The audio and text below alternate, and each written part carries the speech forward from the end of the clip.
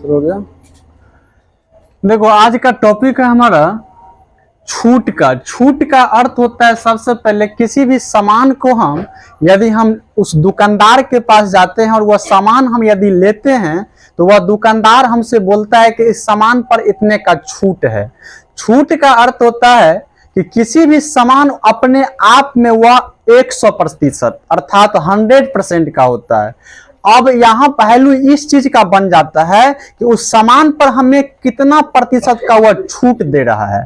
जैसे पहला सवाल है यहाँ 50 रुपया के सामान पर 10% का छूट मिल रहा है किसी दुकानदार के पास। इसका अर्थ यह हुआ कि 50 रुपया उस सामान का अंकित मूल्य है अर्थात कॉस्ट प्राइस है। छूट कितना मिल रहा है?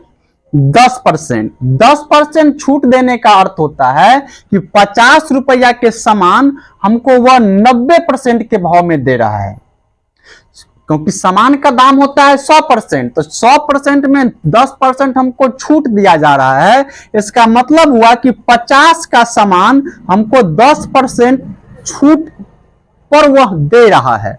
तो 50 का सामान हमको मिल कितना में रहा है? तो 90% पर। परसेंट यदि हटाएंगे तो परसेंट हटी तो बट्टा में कितना सटी? 100 सटी। तो यदि हम 1 0 से 1 0 1 0 से 1 0 9 पंचे 45, यानी वो सामान हमको मिल कितना में रहा है? 45 रुपया में। ठीक उसी प्रकार दूसरा सवाल यहां है कि 100 रुपया के सामान पर छूट कितना का है? 25% का छूट है। 25% छूट का अर्थ है वह सामान का अपने आप में कॉस्ट प्राइस कितना है? 100 रुपया। तो 100 रुपया के सामान पर हमको छूट मिल रहा है 25%। तो 25% का अर्थ होता है कि 100 रुपया का सामान पर हमको छूट कितना दे रहा है? वह 25% का वह छूट दे रहा है। तो 25% छूट दिया, इसका मतलब 100 का सामान हमको मिल कितना पर रहा है? तो 75% पर मिल रहा है। ये तुमको पता है कि यदि प्रतिशत हटाएंगे तो बट्टा में कितना सटेगा? 100 सटेगा। अब यहां पर देखो कि 2 0 यहां और 2 0 यहां, 75 को 1 से गुना होगा 75 रुपया, यानी वह दुकानदार हमको सामान दे कितना में रहा है?